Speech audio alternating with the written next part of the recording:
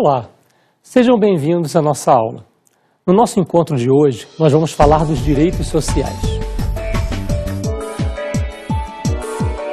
No artigo 6º da Constituição Federal, o legislador constituinte enumerou um rol de direitos sociais. Depois, passou a tratar especificamente dos direitos sociais dos trabalhadores, tanto os individuais, no artigo 7º, como dos coletivos, do artigo 8º ao artigo 11º. Vamos ler a Constituição? Constituição Federal, artigo 6º. São direitos sociais a educação, a saúde, a alimentação, o trabalho, a moradia, o lazer, a segurança, a previdência social, a proteção à maternidade e à infância, a assistência aos desamparados, na forma desta Constituição. Então, de acordo com o artigo 6 da Constituição, o legislador constituinte enumerou vários direitos que ele entende ser fundamentais no aspecto social, conhecidos direitos fundamentais de segunda geração, aqueles que demandam uma atuação positiva do Estado, uma prestação do Estado. Vai aparecer aí na tela para vocês um processo mnemônico para ajudar a gente a memorizar esses 12 direitos sociais previstos no artigo 6º da Constituição. É uma brincadeira, gente. Diz assim: ademais, temos LPs. LPs são aqueles long plays, né? Aqueles discos de vinil antigos. Por que ademais temos LPs?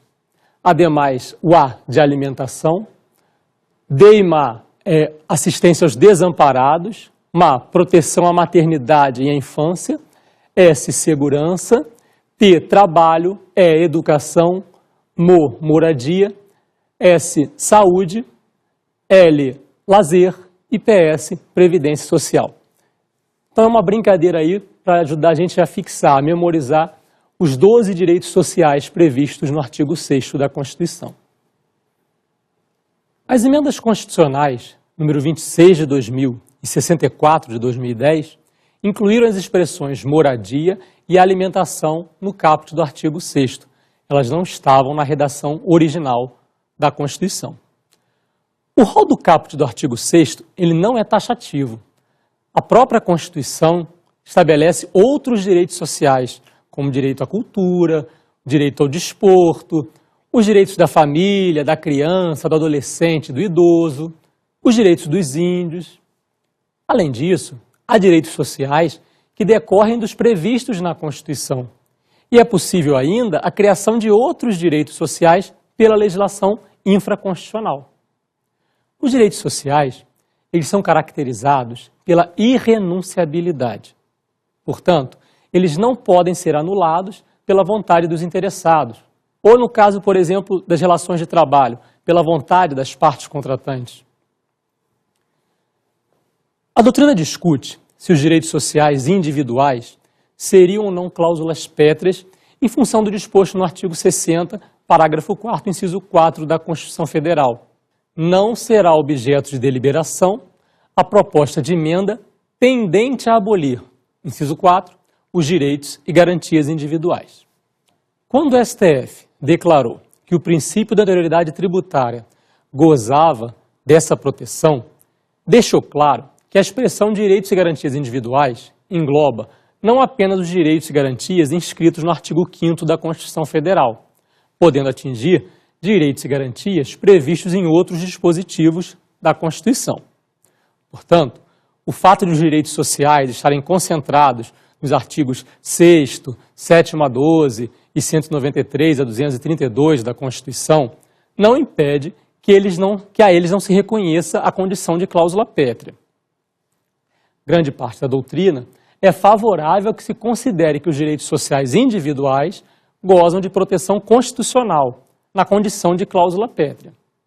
O STF, entretanto, ainda não se manifestou sobre o enquadramento dos direitos sociais de caráter individual na previsão do artigo 60, parágrafo 4º, inciso 4 da Constituição.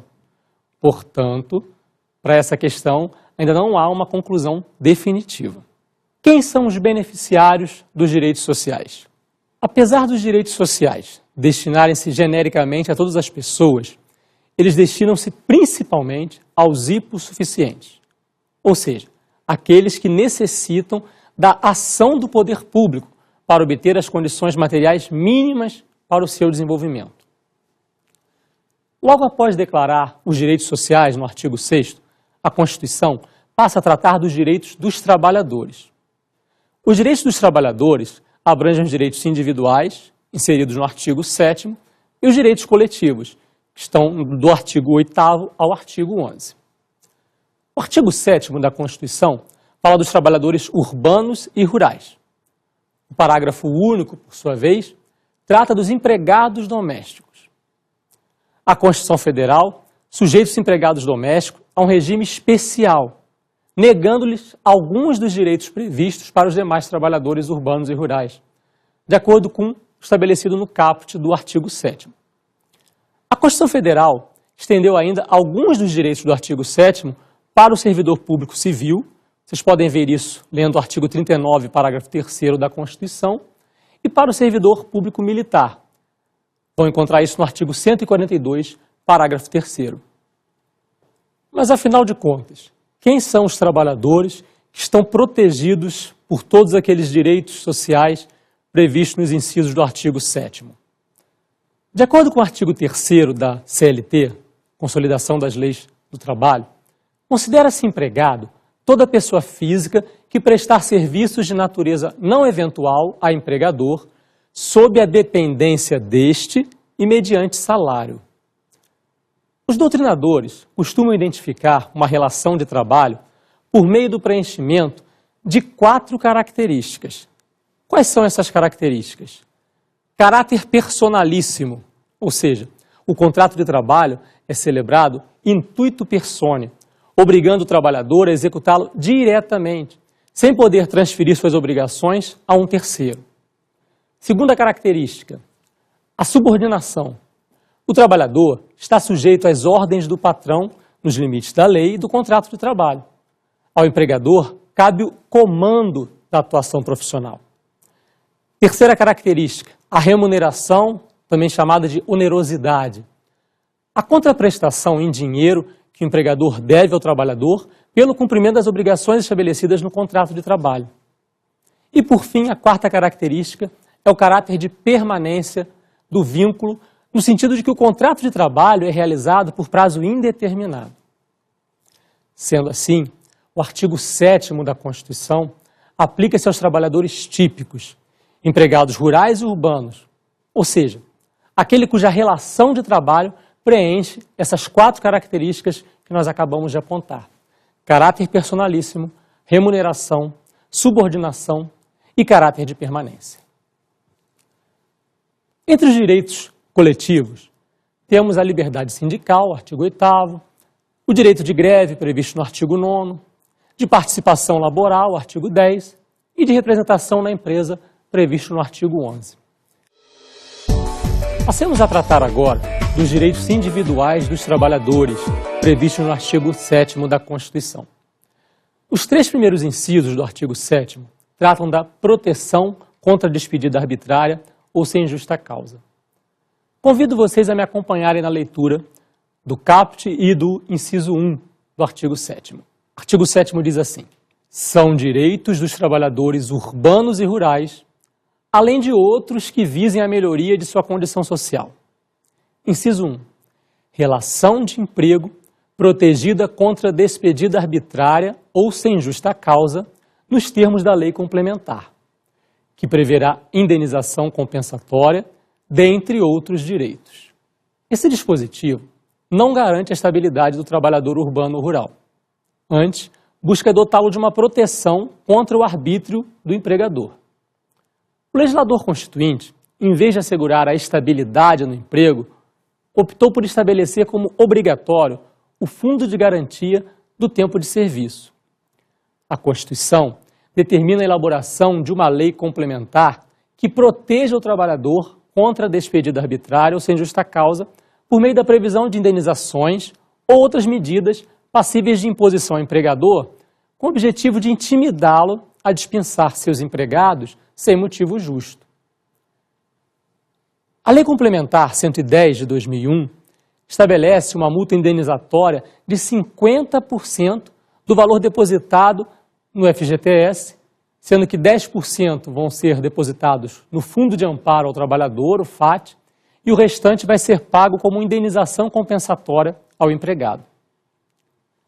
Há 3 hipóteses, entretanto, em que o trabalhador não poderá ser dispensado sem justa causa. Quais são esses casos? Do empregador eleito para o cargo de direção em Comissão Interna de Prevenção de Acidentes, CIPA, conhecido como CIPEiro, desde o registro da sua candidatura até um ano após o final do mandato.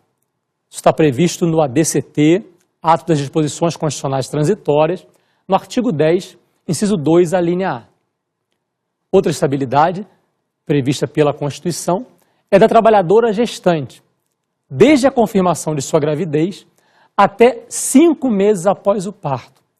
Está lá no artigo 10, inciso 2, a linha B, também do ADCT. E, por fim, do empregado eleito para o cargo de direção ou representação sindical, ainda que na condição de suplente, desde o registro da sua candidatura até um ano após o final do mandato. Isso foi previsto no artigo 8º, inciso 8 da Constituição. Passemos à leitura do inciso 2 do artigo 7º. Diz o seguinte: seguro-desemprego em caso de desemprego involuntário. O seguro-desemprego visa prover assistência financeira temporária ao trabalhador desempregado por ter sido dispensado sem justa causa. Na verdade, ele é um direito de natureza previdenciária, cuja intenção é assegurar ao trabalhador despedido sem justa causa um benefício financeiro temporário, pelo período de 3 a 5 meses, nos termos da legislação aplicável à matéria. No caso, atualmente, é a Lei 8.900 de 94. Além desse caráter involuntário da dispensa, a legislação impõe outros requisitos para a aquisição do direito ao seguro-desemprego pelo trabalhador. Isso é matéria tratada pela norma infraconstitucional, pela legislação. Leiamos juntos agora o inciso 3 do artigo 7º. Fundo de garantia do tempo de serviço. O FGTS ele veio substituir o antigo sistema de estabilidade que eu já comentei com vocês. Ele é uma reserva financeira que serve de garantia mínima para o trabalhador passível de liberação nos casos previstos na legislação. A Lei 8.036 de 90, ela regula o FGTS. De acordo com essa lei, os depósitos no fundo podem ser liberados para o trabalhador, entre outras hipóteses, nos casos de despedida sem justa causa, extinção total da empresa, aposentadoria, falecimento do trabalhador, pagamento parcial das prestações de financiamento para aquisição de imóvel próprio, liquidação extraordinária de saldo devedor de financiamento imobiliário, pagamento total ou parcial do valor da aquisição do imóvel próprio, enfim, situações como essa. O fundo ele é formado pelas contribuições dos empregadores, a razão de 8% do salário mensal do trabalhador. Vamos falar agora dos direitos trabalhistas relativos ao salário. Me acompanhe na leitura do inciso 4 do artigo 7º.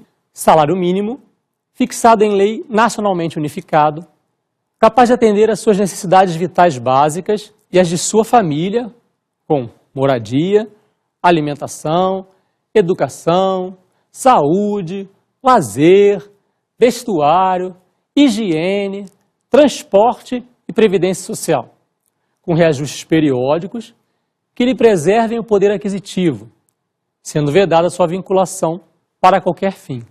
Viram quanta coisa dá para fazer com o salário mínimo? A Constituição impõe à União a fixação, em lei de caráter nacional, de um valor mínimo a ser garantido aos trabalhadores pela prestação dos seus serviços. Esse valor deveria ser suficiente para o atendimento de todas as necessidades mencionadas no inciso 4 que a gente acabou de ler. A fixação do salário mínimo ela deve ser objeto de lei ordinária, mas a jurisprudência admite o uso de medidas provisórias com essa finalidade. Aliás, é até bastante comum o reajuste do salário mínimo por meio de medidas provisórias. É inconstitucional a fixação de salário pelos estados, Distrito Federal e municípios em valor inferior ao definido pela União. Na prática, existem leis estaduais que definem o valor do salário mínimo em patamar superior ao salário mínimo nacional. Encerrando o inciso 4, o Constituinte veda a vinculação do salário mínimo para qualquer fim. Apesar da taxatividade desse dispositivo, o Supremo Tribunal Federal tem admitido que ele seja utilizado para a fixação de obrigações alimentícias, a pensão alimentícia. Passemos ao inciso 5 do artigo 7º. Piso salarial proporcional à extensão e à complexidade do trabalho. O inciso 5 do artigo 7º da Constituição assegura aos trabalhadores piso salarial proporcional à extensão e à complexidade do trabalho. Esse piso salarial corresponde ao menor salário que pode ser pago aos membros de uma determinada categoria profissional, que pode ser constituída por várias profissões, como, por exemplo, a categoria dos bancários. A Constituição impõe a fixação do piso salarial levando-se em conta a extensão e a complexidade do trabalho. Essa fixação pode se dar por meio de lei, convenção coletiva de trabalho, acordo coletivo de trabalho, ou mesmo por sentença normativa proferida pela Justiça do Trabalho. Próximo inciso, inciso 6. Irredutibilidade do salário, salvo disposto em convenção ou acordo coletivo. O inciso 6 prevê a irredutibilidade do salário, mas ressalva que ele pode ser reduzido em decorrência de convenção ou de acordo coletivo. Existem 4 princípios básicos de proteção ao salário. Primeiro, princípio da irredutibilidade. A irredutibilidade ela não é absoluta, mas depende de negociação coletiva, na qual é obrigatória a participação do sindicato, como nós vamos ver no artigo 8º, inciso 6 da Constituição. Segundo princípio, princípio da inalterabilidade prejudicial. Os salários são inalteráveis por ato unilateral do empregador e prejudicial ao empregado. Não pode o empregador, que contratou o empregado para ganhar determinado salário, querer por conta própria reduzir o salário dele. Isso é inadmissível. Terceiro princípio, princípio da impenhorabilidade. Os salários são impenhoráveis, salvo, como a gente já comentou aqui, no caso do pagamento de pensão alimentícia. E por fim, o princípio da intangibilidade. Os salários não podem sofrer descontos, ressalvados os casos previstos na lei, ou em convenções coletivas, ou em casos de danos causados pelo empregado. O inciso 4 do artigo 7º da Constituição assegura aos trabalhadores o salário mínimo nacionalmente unificado. Além disso, o artigo 7º, inciso 5, prevê o piso salarial como valor mínimo a ser pago aos integrantes de uma determinada categoria profissional ou profissão regulamentada. De forma que esses dois valores, o salário mínimo e o piso salarial, representam os limites para a possibilidade de redução do salário. Passemos à leitura do inciso 7. Garantia de salário nunca inferior ao mínimo para os que percebem remuneração variável. Esse inciso garante o salário mínimo até mesmo para aqueles que recebem remuneração variável. Por exemplo, os vendedores que recebem parte em salário, parte em comissão. Mesmo naquele mês que eles não venderem nada, eles vão ter assegurado o salário mínimo. Próximo inciso que eu convido vocês a me acompanharem na leitura é o inciso 10. O inciso 10 diz assim: proteção do salário na forma da lei, constituindo crime sua retenção dolosa. A parte inicial desse inciso determina que a lei estabeleça mecanismos de proteção ao salário. Já na parte final, declara que é crime a retenção dolosa pelo empregador do salário devido ao empregado. Portanto, quando o empregador tem condições, mas ainda assim se nega a efetuar o pagamento do salário, ele praticará uma conduta caracterizada como criminosa, de acordo com o que definir a legislação penal. Agora, cabe registrar aqui o seguinte: até hoje não existe nenhuma lei definindo esse novo tipo penal, de forma que esse dispositivo constitucional é inaplicável. Embora seja considerado criminosa essa conduta, ninguém foi preso até hoje por causa disso. Vamos ver agora os direitos trabalhistas relativos às demais vantagens de natureza salarial. Inciso 8. 13º salário, com base na remuneração integral ou no valor da aposentadoria. O 13º, também conhecido como gratificação natalina, Ele é devido ao trabalhador ativo com base na sua remuneração integral e ao inativo com base no valor dos seus proventos. Próximo inciso, inciso 9. Remuneração do trabalho noturno superior à do diurno. O inciso 9 prevê como direito do trabalhador a remuneração do trabalho noturno superior à do trabalho diurno, contemplando o adicional de trabalho noturno. Cabe à legislação ordinária fixar o que se considera horário noturno e a duração da hora noturna, além do valor do adicional. O artigo 73 da CLT, no seu parágrafo 2º, diz que considera-se noturno para efeitos do artigo o trabalho executado entre as 22 horas de um dia e as 5 horas do dia seguinte. Esse mesmo artigo determina o adicional de 20% pelo menos sobre a hora diurna. Além disso, a hora do trabalho noturno será computada como de 52 minutos e 30 segundos. Por fim, cabe registrar que o adicional noturno pode ser cumulado com o adicional por hora extra. Passemos à leitura do próximo inciso. Artigo 7º, inciso 12. Salário família pago em razão do dependente do trabalhador de baixa renda, nos termos da lei. O salário família não é pago pelo empregador pela contraprestação de um serviço. E, na verdade, ele é um benefício previdenciário pago pela Previdência Social, de acordo com o que dispõe o artigo 201 da Constituição. Esse inciso ele foi alterado pela Emenda Constitucional número 20 de 98, que restringiu o direito aos trabalhadores de baixa renda. Apesar de alguns doutrinadores alegarem a inconstitucionalidade dessa alteração promovida pela Emenda Constitucional número 20 de 98, que extinguiu o direito ao salário-família para os trabalhadores de uma forma geral, limitando apenas aos trabalhadores de baixa renda, o STF não proferiu qualquer decisão sobre a matéria. Portanto, deve-se considerar válida a limitação imposta pela Emenda Constitucional. Inciso 16. Remuneração do serviço extraordinário superior no mínimo em 50% à do normal. O inciso 16 trata do adicional de serviço extraordinário, conhecido adicional de hora extra. Cabe à legislação ordinária fixar em quanto o valor do serviço extraordinário vai exceder o valor da hora normal de trabalho. Obviamente, respeitado o parâmetro constitucional, segundo o qual aquele valor será superior em pelo menos 50% a este. A CLT permite um aumento da jornada normal de trabalho em até 2 horas diárias, trazendo hipótese em que a ampliação pode ser por período até superior. Próximo inciso.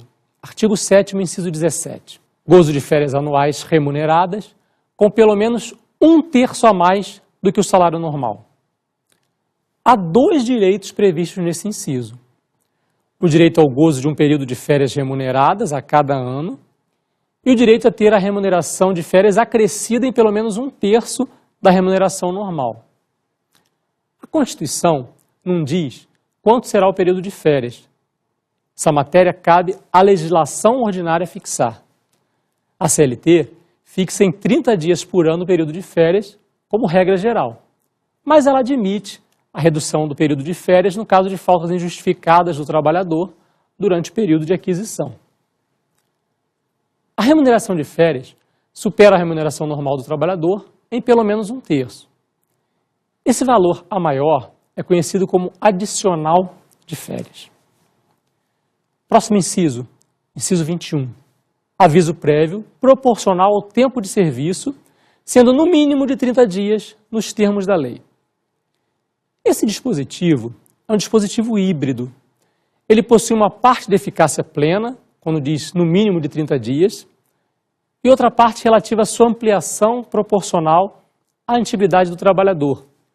Apesar de contemplado na Constituição como um direito dos trabalhadores, na verdade o aviso prévio é também um direito do empregador. Por quê? Porque ele consiste na obrigação que tem qualquer uma das partes contratantes, o trabalhador e o empregador, de comunicar à outra parte a sua intenção de extinguir aquele vínculo trabalhista numa data determinada. Inciso 23 trata do adicional de remuneração para atividades penosas, insalubres ou perigosas na forma da lei. Apesar da observância das normas de saúde, de higiene, de segurança, algumas atividades, não há como negar, são nocivas à saúde do trabalhador. Por causa disso, o legislador constituinte previu um acréscimo de remuneração a fim de compensar o risco ou as futuras sequelas que pudessem ser contraídas em decorrência de se exercer de maneira continuada aquela atividade insalubre ou perigosa ou penosa. Os conceitos de insalubridade e de periculosidade estão na CLT, na Lei 5.452 de 43.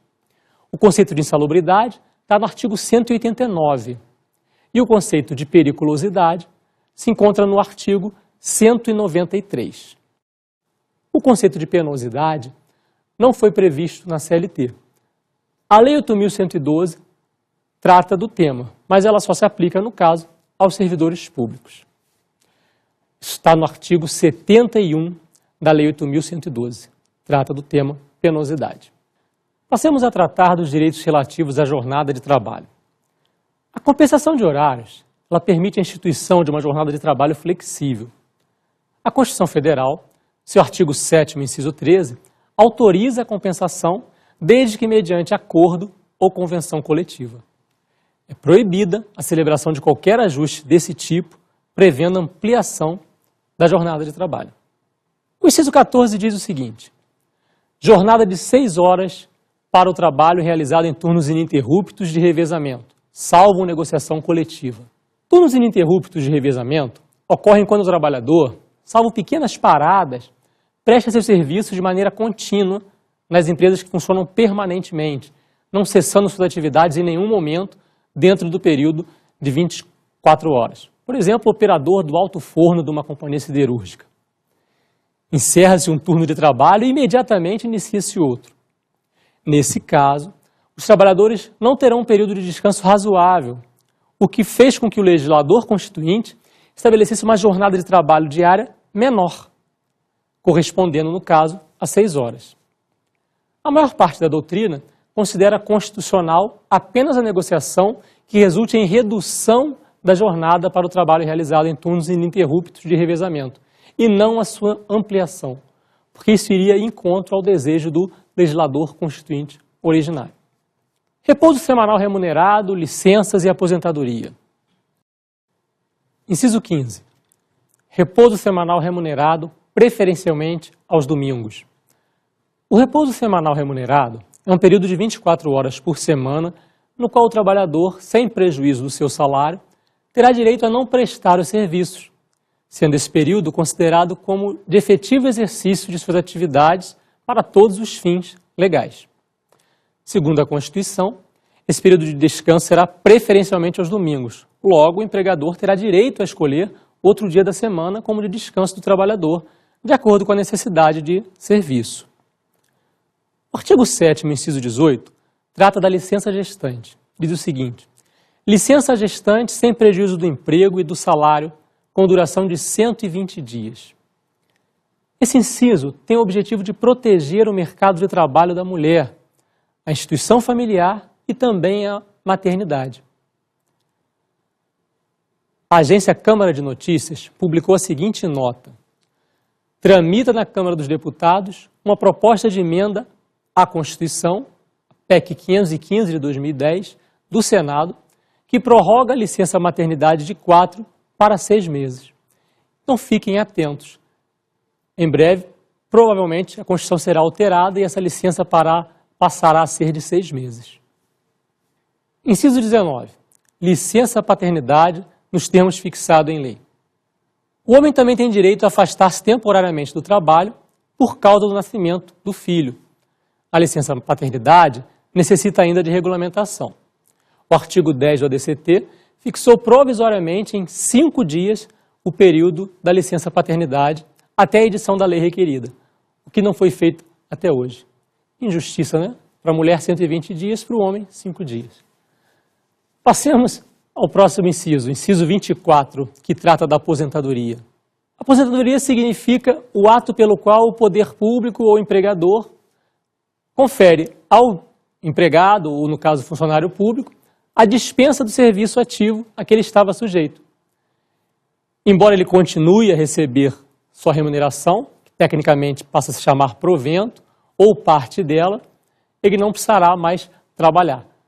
Proteções trabalhistas especiais.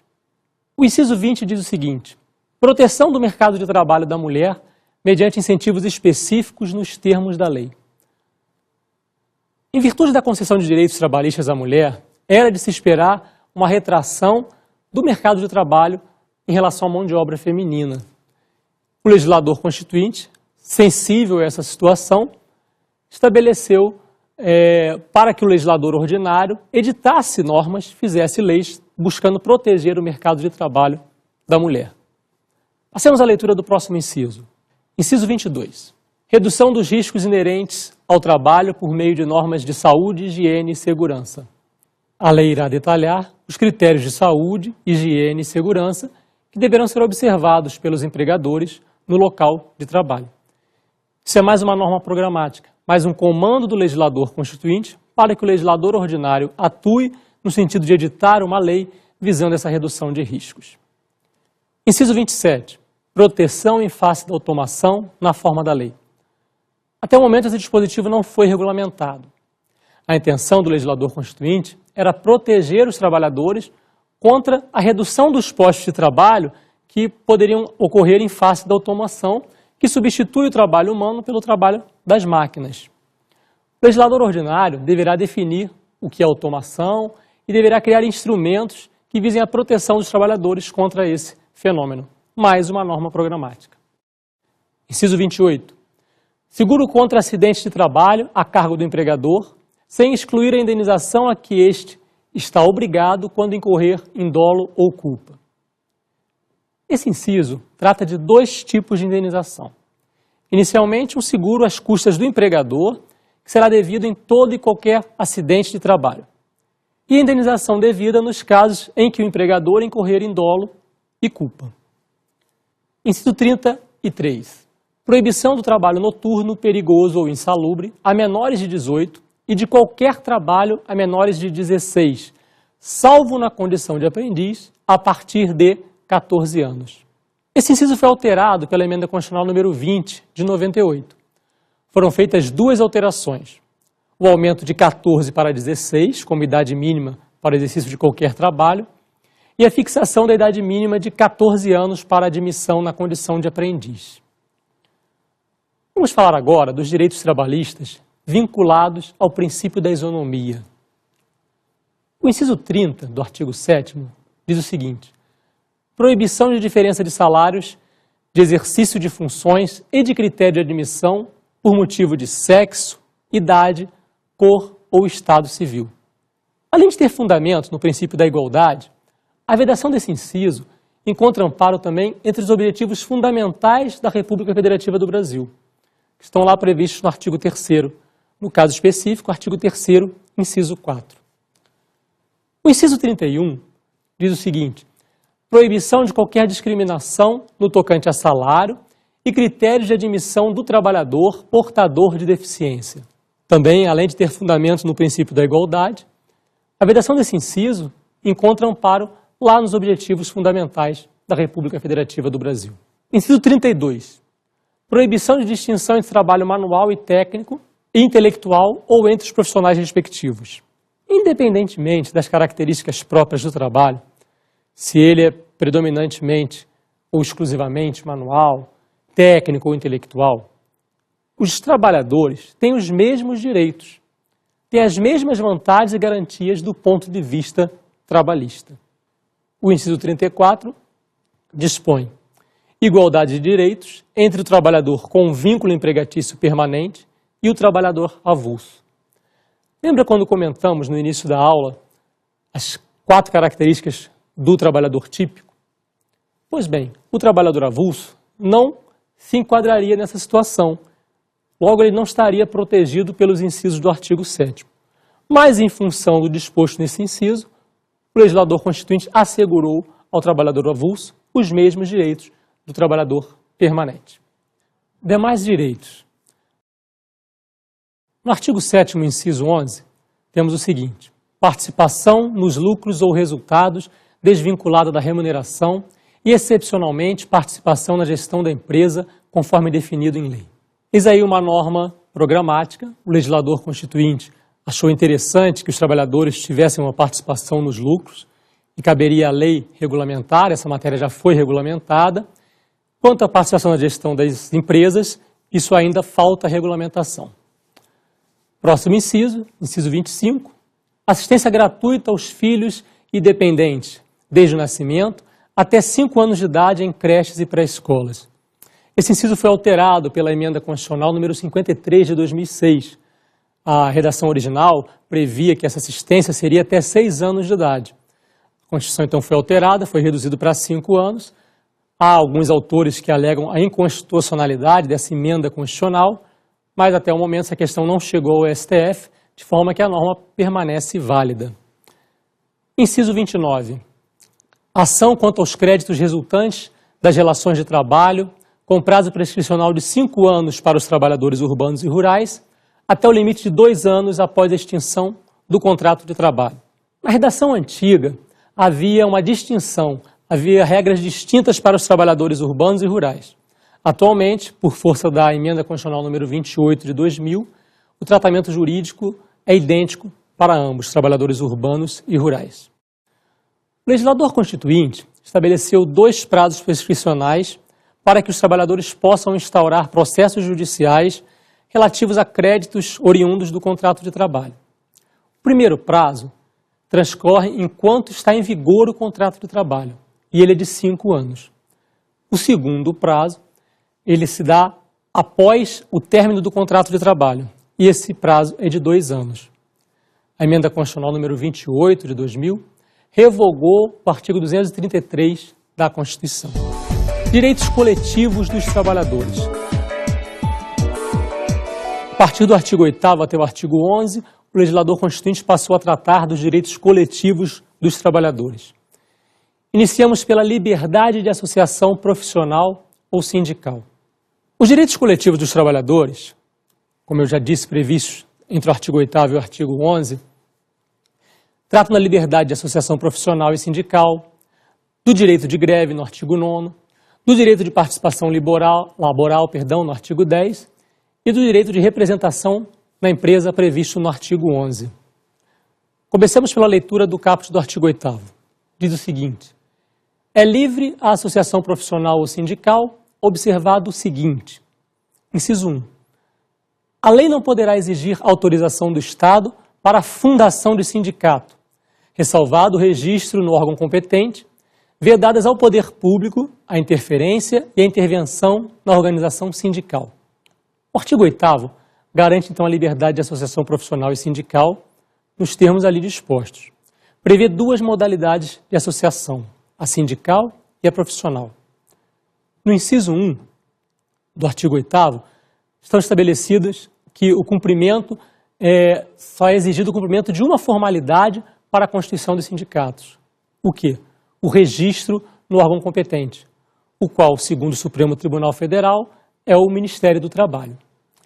Não cabe qualquer espécie de autorização, seja de autoridade política, administrativa, como requisito para registrar o sindicato.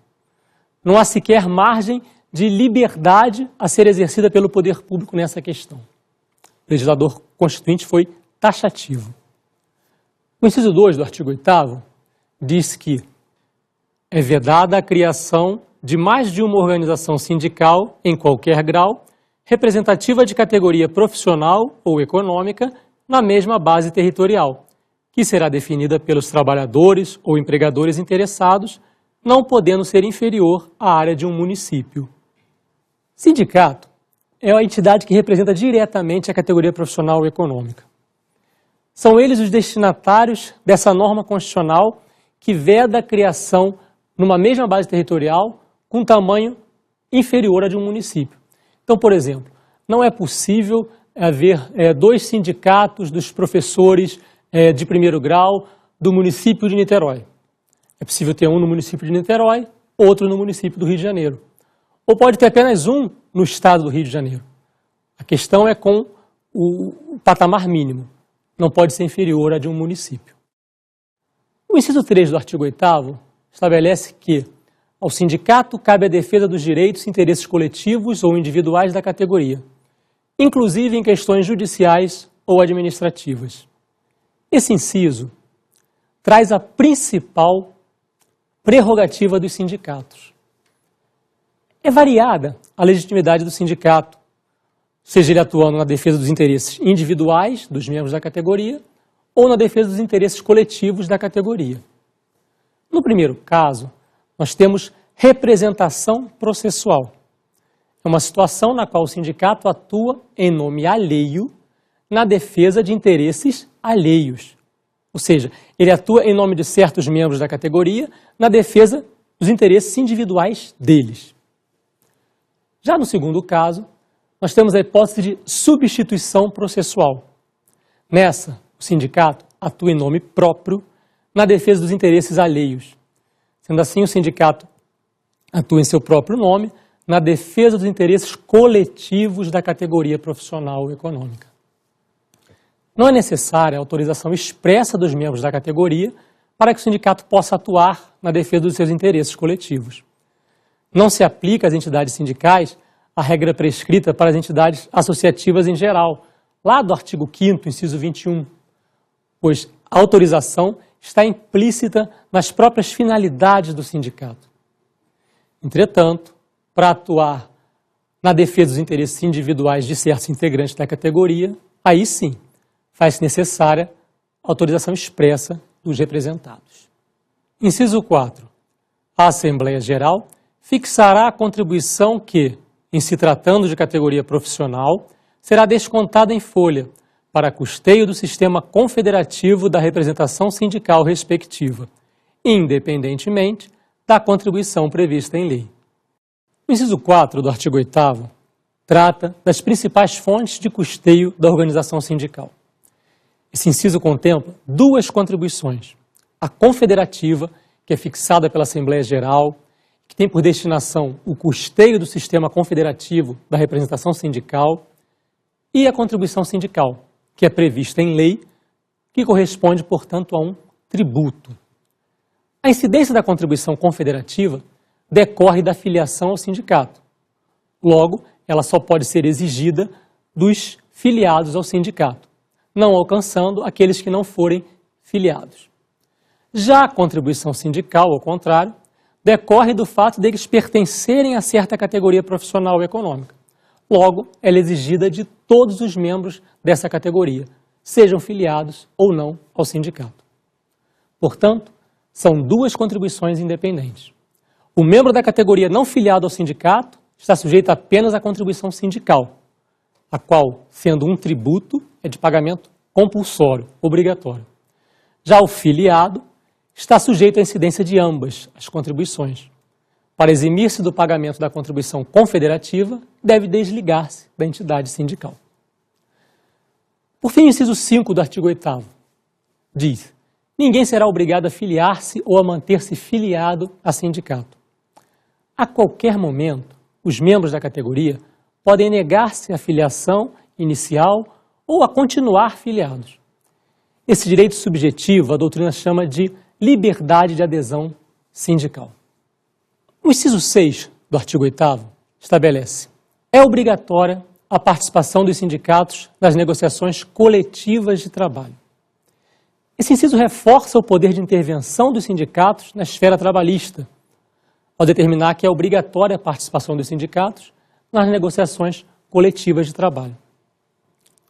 Essas negociações coletivas podem resultar principalmente em convenções coletivas de trabalho e em acordos coletivos de trabalho, ambos considerados autênticas fontes formais do direito do trabalho. Portanto, instrumentos aptos para instituir normas trabalhistas nos limites previstos pela lei e pela Constituição. Inciso 7 do artigo 8º estabelece: o aposentado filiado tem o direito de votar e ser votado nas organizações sindicais. Esse inciso garante ao aposentado o direito à participação ativa no sindicato, porque assegura a ele, desde que seja filiado, o direito de votar e ser votado na entidade sindical. O inciso 8 diz: é vedada a dispensa do empregado sindicalizado a partir do registro da candidatura a cargo de direção ou representação sindical, e, se eleito, ainda que suplente, até um ano após o final do mandato, salvo se cometer falta grave nos termos da lei. Esse inciso que nós já comentamos hoje prevê a estabilidade provisória para os dirigentes sindicais. Portanto, todos os membros da categoria que concorrem aos cargos de direção e representação sindical, uma vez inscritos, passam a gozar dessa proteção. Até o término da eleição, encerrada esta, continuam protegidos se forem eleitos para cargo de direção ou representação sindical, mesmo na condição de suplentes, até um ano após o final do mandato. Nesse período, só podem ser dispensados em caso de cometimento de falta grave, conforme estabelecido na lei. O parágrafo único do artigo 8º diz que as disposições deste artigo aplicam-se à organização de sindicatos rurais e de colônias de pescadores, atendidas as condições que a lei estabelecer. Direito de greve. O artigo 9º da Constituição passa a tratar do direito de greve. Ele diz: é assegurado o direito de greve, competido aos trabalhadores decidir sobre a oportunidade de exercê-lo e sobre os interesses que devam, por meio dele, defender. O parágrafo 1º diz que a lei definirá os serviços ou atividades essenciais e disporá sobre o atendimento das necessidades inadiáveis da comunidade. E o parágrafo 2º complementa: os abusos cometidos sujeitam os responsáveis às penas da lei.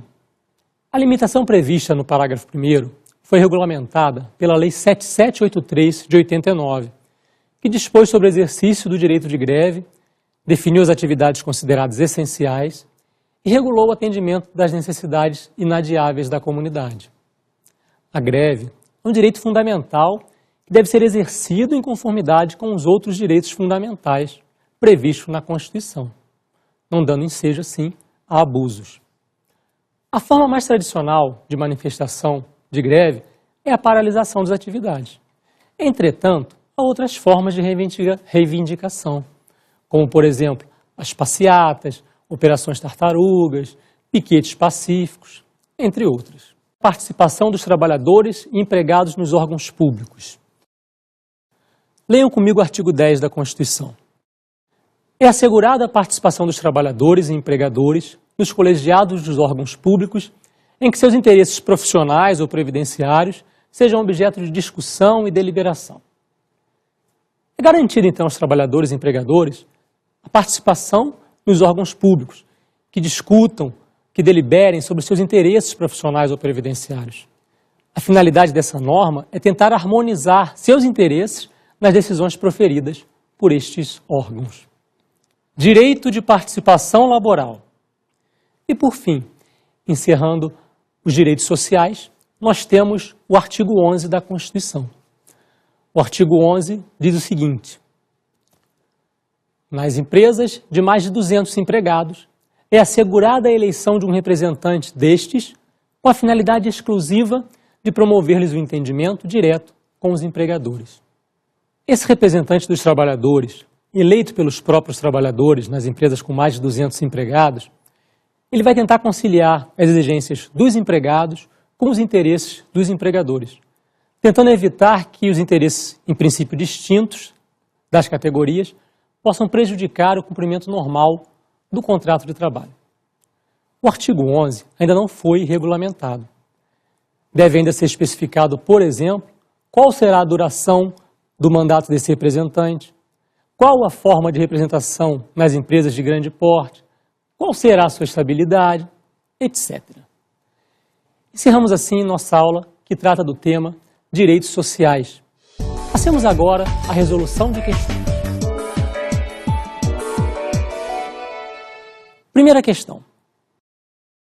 Sendo os servidores públicos também destinatários dos direitos sociais, a eles também devem ser estendidos os direitos decorrentes de convenções e acordos coletivos do trabalho da categoria a qual pertencem. E aí, certo ou errada a questão? Lembra que eu comentei que aos servidores públicos não são estendidos todos os direitos previstos no artigo 7º, mas apenas alguns deles? O artigo 39, parágrafo 3º da Constituição, que aparece aí na tela para vocês, diz quais são os incisos que são estendidos aos servidores públicos. E o reconhecimento dos acordos coletivos, das convenções coletivas, foi previsto no inciso 26 do artigo 7º, e ele não está lá naquela listagem prevista no parágrafo 3º do artigo 39. Portanto, a questão está errada. Segunda questão. A Constituição proclama o princípio da irredutibilidade do salário, mas o salário pode ser reduzido por força de acordo ou convenção coletiva de trabalho. E aí, certo ou errada a questão? De acordo com o que a gente viu no artigo 7º, inciso 6 da Constituição, realmente o legislador constituinte assegurou ao trabalhador a irredutibilidade do salário, mas essa não é uma norma absoluta, cabe uma ressalva, essa redução pode ser feita por meio de acordo ou convenção coletiva de trabalho. Então a resposta está correta. Terceira questão. Todo trabalhador faz jus ao repouso aos domingos, mas esse repouso não é remunerado. De acordo com o inciso 15 do artigo 7º da Constituição, o repouso será preferencialmente aos domingos e será remunerado. Portanto, a questão está incorreta. Encerramos então a nossa aula. Até a próxima.